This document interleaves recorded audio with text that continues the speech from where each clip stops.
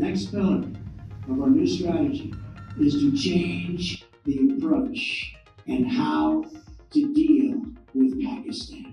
We can no longer be silent about Pakistan's safe havens for terrorist organizations. I will restore my travel ban to keep radical Islamic terrorists out of our country. If you hate America, if you want to abolish Israel, if you don't like our religion, which a lot of them don't, if you sympathize with jihadists, then we don't want you in our country and you are not getting in. तो साहब Donald Trump ने शपथ ले ली है और शपथ लेने के बाद एक छड़ लगा दी एग्जीक्यूटिव ऑर्डर्स की। अब देखते हैं कि दुनिया में, भारत में, और ये ना समझिए सिर्फ दुनिया और भारत में, अमेरिका में भी क्या हिचकोले आएंगे ट्रंप के शपथ लेने के बाद और ट्रंप के काम करने के तरीके के बाद। इस पर थोड़ा सा आज विश्लेषण करेंगे। जो ये एग्जीक्यूटिव ऑर्डर्स होते हैं, लोग इनकी हेडिंग पढ़कर अपना कंटेंट क्रिएट कर लेते हैं और वो कुछ ना कुछ इस तरह से एक हाइप और रेटोरिक क्रिएट करते हैं जिसको थोड़ा सा पब्लिक को सुनने में थोड़ा सा अच्छा लगता है। मैं उन तरह के वक्ताओं में नहीं हूं क्योंकि फितरत से परेशान हूं, वक्ता से पहले अधिवक्ता हूं और हर चीज के बहुत से पहलू देखने की कोशिश करता हूं।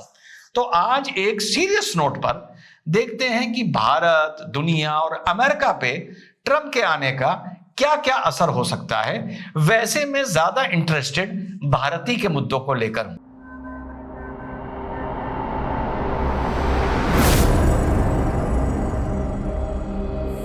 हेलो, नमस्कार, सत श्री अकाल, अस्सलाम वालेकुम। कैसे हैं जनाब? एक चीज जो ट्रंप के आने के बाद मुद्दा बनी हुई है मीडिया का, एंकर्स का, यूट्यूबर्स का, ब्रॉडकास्टर्स का, इसीलिए मैंने कल वीडियो नहीं बनाया, बस ट्राइंग टू अंडरस्टैंड कि इतने एग्जीक्यूटिव ऑर्डर्स ये हैं क्या।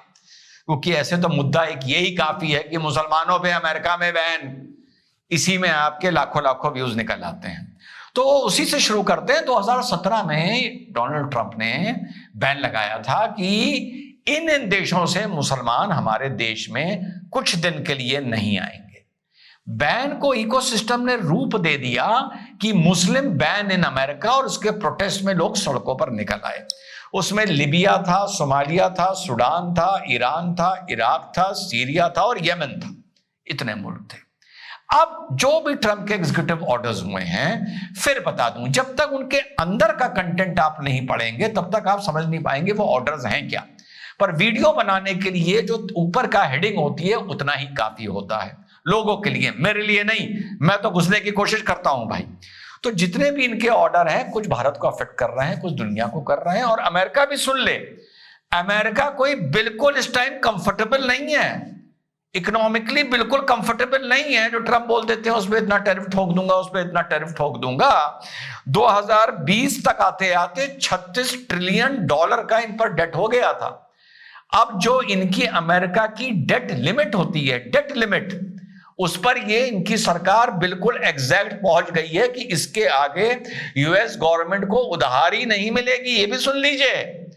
और उसके चलते उनकी बहुत सी वेलफेयर स्कीम्स जो है उनको रोकना पड़ेगा जब तक कांग्रेस अनुमति ना दे और पैसा उठाए। ये भी एक बड़ा कड़वा सत्य है। तो ऐसा नहीं है जो ट्रंप आके पूरी दुनिया को ठीक करने की बात कर रहे हैं, उनकी अपनी हालत भी इस टाइम बड़ी पतली है। जो चाइना से लोहा लेने की बात होती है, चाइना का कितना डेट अमेरिका के ऊपर है, ये इस $36 ट्रिलियन में बड़ा हाई परसेंटेज इसका है। तो ये एक बहुत ही वो चीज है जो अभी तक लोग कवर नहीं कर रहे हैं कि America is all loaded with money और जो चाहे वो कर दे। ऐसा बिल्कुल नहीं है। इन्फ्लेशन से वो भी झूल रहे हैं। इसीलिए ट्रंप कह रहा है कि to restore the power of America again. वो इंटरनेशनली भी बात हो रही है तो फिर नेशनली भी बात हो रही है, क्योंकि हालात इतने अच्छे नहीं हैं, हिचकोले वहां पर भी लग रहे हैं। तो जो ये 2017 में बैन हुआ था, वापस मुद्दे पर आते हैं, उस बैन पर माना जा रहा है कि और बढ़ेगा और इस पर पाकिस्तान भी इन्वॉल्व का नाम भी आ सकता है। बैन ये हमेशा के लिए नहीं था। बैन जो ट्रंप ने 2017 में लगाया था वो सिर्फ 6 महीने के लिए लगाया था कि पहले हम देख लें कि तुम जो हमारे देश में आ रहे हो हमारे लिए कोई नुकसान तो नहीं पहुंचा सकते, और ऑलरेडी जो तुम्हारे देश के लोग हमारे देश में रह रहे हैं वो हमारे लिए न्यूसेंस क्रिएट कर रहे हैं या कोई कंट्रीब्यूशन कर रहे हैं। जाहिर सी बात है न्यूसेंस कर रहे होंगे, तो इस लिस्ट में और नाम बढ़ने का इजाफा हो सकता है।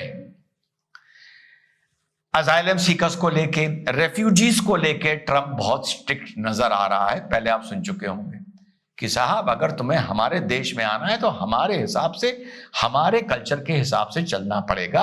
और ये चीज अब बहुत कॉमन हो गई है, स्पेशली यूरोप में, कि बहुत पॉलिटिकल पार्टीज अब तो खड़ी हो रही हैं जो ये कह रही हैं कि भैया तुम अगर हमारे देश में आ रहे हो हमारे हिसाब से चलना पड़ेगा, अपनी नौटंकी लेके हमारे देश में ना आओ। तो ये चीज हो गई है।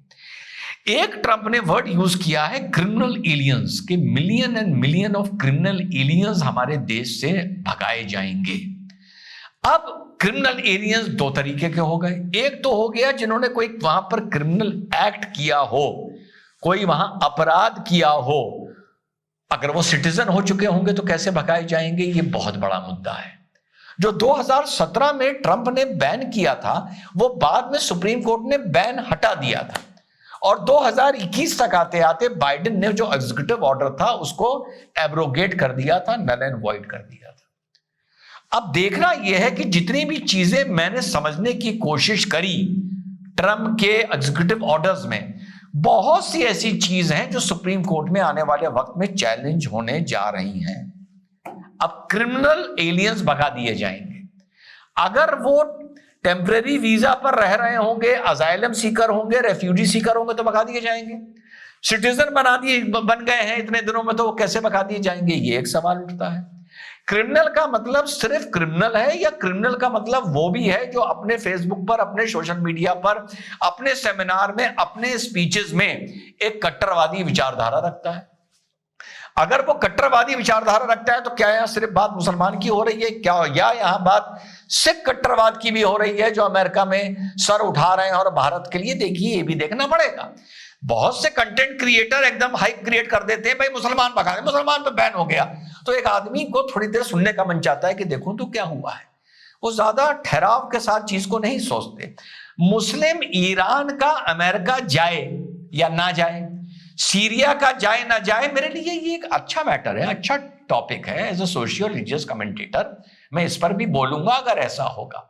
लेकिन मेरे लिए ज्यादा ये जरूरी है कि अगर कट्टरवादी लात मार मार के भगाए जा रहे हैं तो क्या वहां पर खालिस्तानी कट्टरवादी भी भगाए जाएंगे, नहीं भगाए जाएंगे? मैं इस नजरिए से देखता हूं। ये मेरा नेशन फर्स्ट है, ठीक, मेरा नेशन। देखो भाई, मैं ट्रंप को सर पर बिठाने वालों में से, कमेंटेटर्स में से नहीं। ओ ट्रंप आ गया, रेल देगा, पेल देगा ना, मैं उस तरह का कमेंटेटर नहीं हूं। जो होंगे बहुत से ब्रॉडकास्टर्स होंगे, ट्रंप का फोटो लगा दी, कोई टेढ़ा सा चेहरा एआई का बना हुआ पर ट्रंप उंगली उठा रहा है और सब थर थर थर थर कांप रहे हैं। मैं उनमें से नहीं हूं, क्योंकि मैं, जैसा मैंने उस दिन बताया था, मैं इंडिया फर्स्ट और इंडिया की हनक पर ही बिलीव करता हूं और मरते दम तक इंशाल्लाह करता रहूंगा। तो क्या वो भी भगाए जाएंगे? अब सीरिया का आप एग्जाम्पल ले लीजिए। 2017 में जो बैन लगा था उसमें सीरिया एडेड था। सीरिया एडेड था उस टाइम, वहां पर असद की सरकार थी। असद रशिया की गोद में बैठता था। अब जो आके वहां जोलानी ने सरकार संभाल ली है वो अमेरिका की गोद में बैठ रहे हैं, पर हैं ये दोनों आतंकी। तो क्या अब बैन में सीरिया का नाम होगा या नहीं होगा? रिजवान अहमद को as an analyst and as a commentator ये देखना होता है, क्योंकि मेरी नजर में तो पहले असद भी आतंकी था, जो आए ये भी आतंकी हैं। पर अमेरिका उनको आतंकी नहीं बोलेगा, जो मैंने अमेरिका की रिपोर्ट्स पढ़ी, जबकि वो डेजिग्नेटेड टेरर ऑर्गेनाइजेशन से जुड़े हुए हैं। लेकिन जितना भी फॉरेन मीडिया था, जब ये भागकर असद को भगा रहे थे और सीरिया को टेक ओवर कर रहे थे, तो इनको आतंकी से हटाकर रेबेल का नाम दे दिया गया था। रेबेल, हाँ, मैंने कहा भैया बहुत स्मार्ट हो। तो अब मुझे यह देखना है, देखो फिर से बता दूं, सोमालिया का आदमी मुसलमान वहां पर भेजा जाएगा, वहां पर रोका जाएगा। हाँ, दुनिया के सोशियो रिलीजियस इकोसिस्टम में इसका फर्क पड़ेगा, ये मेरे लिए फिर से बता दूं इंपॉर्टेंट है। लेकिन मेरे लिए ये इंपॉर्टेंट है ये देखना कि जो अमेरिका है, जो अमेरिका फर्स्ट पॉलिसी है, ये सभी इस तरह की कट्टर विचारधाराओं को एक झाड़ू से लपेट रहे हैं या सिर्फ उनको लपेट रहे हैं जो इनको नुकसान करता है। अगर वहां पे खालिस्तान जिंदाबाद करने वाले इनको नुकसान नहीं कर रहे हैं तो मिस्टर डोनाल्ड ट्रंप उसको लपेटेंगे या नहीं लपेटेंगे, रिजवान अहमद के लिए ज्यादा इंपॉर्टेंट है। एक पुराना बुड्ढा नई घोड़ी चढ़ रहा है, बारात चढ़ रहा है, कट्टरवाद की बारात चढ़ रहा है, पता है कौन? भाई साहब। तो मेरे लिए ये इंपॉर्टेंट है ज्यादा देखना कि जो ये कट्टरवाद की दुकान की जो ये घोड़ी चढ़ रहा है, बुड्ढे दूल्हे की रगों में जोश आ रहा है, खून की रफ्तार बढ़ गई है, तो ट्रंप इसको कैसे हैंडल करता है? क्योंकि इसका हैंडल करना अगेन मेरे भारत के लिए बहुत इंपॉर्टेंट है। ठीक, तो जो भी चीजें हैं, चाहे वो एक इनकी पॉलिसी थी catch and release, catch and release policy ये थी कि हम पहले एक आदमी को पकड़ेंगे जो इलीगल रह रहा होगा, फिर उसका मुकदमा कोर्ट में चलेगा, वकील भी वहां मिल जाते हैं फ्री के भारत की तरह, और फिर उसको छोड़ दिया जाएगा जब तक मुकदमा चले। तो अब ये बात आपको कोई कमेंटेटर जानते हैं कैसे बताएगा? पकड़ पकड़ के भेजे जाएंगे, फेंके जाएंगे, ये इस तरह से बताएगा। और इस चीज को थोड़ा सा रिस्पांस पब्लिक से बहुत मिलता है कि अब पकड़ पकड़ के कंटेनरों में फेंके जाएंगे और अपने देश वापस भेजे जाएंगे। यहां बता के वो चुप हो जाएगा। रिजवान अहमद की प्रॉब्लम यह है कि रिजवान अहमद आपको यह बताएगा कि ये सिर्फ इलीगल इमिग्रेंट की जो ये बात कर रहे हैं, क्रिमिनल की, जैसा मैंने बताया, जो सिटीजन होगा उसको तुम कैसे भगा दोगे, और अगर इलीगल इमिग्रेंट की बात कर रहे हैं और अब इन्होंने कहा है हम कैच एंड रिलीज नहीं करेंगे, कैच एंड डिपोर्ट करेंगे जब तक उसका मुकदमा चले। तो यार मुझे बतौर अधिवक्ता ये बात ही समझ में नहीं आ रही कि जब तुमने एक इलीगल आदमी को पकड़ लिया और उसके देश डिपोर्ट कर दिया तो उसका कोर्ट में मुकदमा तो पोषणीय मेंटेनेबल ही नहीं रह जाएगा, क्योंकि वो इलीगल था, तुमने उसको घर भेज दिया। अगर वो वहां रहेगा तभी तो मेंटेनेबल है, अगर घर भेज दोगे तो मुकदमा चलेगा कैसे? तो वहां का भी हाई कोर्ट कहेगा, सुप्रीम कोर्ट कहेगा कि भैया ये जो इलीगल आदमी है कहां? तो ट्रंप के एग्जीक्यूटिव ऑर्डर के हिसाब से उनके वहां रिप्रेजेंटेटिव कहेंगे साहब उसको तो हमने घर भेज दिया। तो वहां सुप्रीम कोर्ट कहेगा कि अब मैं उसका मुकदमा सुन के क्या करूंगा, वो तो अपने घर चला गया है।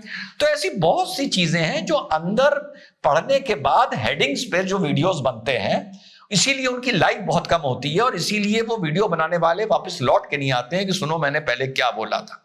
तो इस चीज को देखना बहुत जरूरी है। डेथ सेंटेंस को लेके कह दिया गया है कि भैया लीथल इंजेक्शन तैयार रखिए, मतलब डायलॉग बाजी ऐसी होती है कि लीथल इंजेक्शन तैयार रखिए, जैसे मान लो कल से एकदम से सबको फांसी की सजा, वो लीथल इंजेक्शन से सजा होने लगेगी।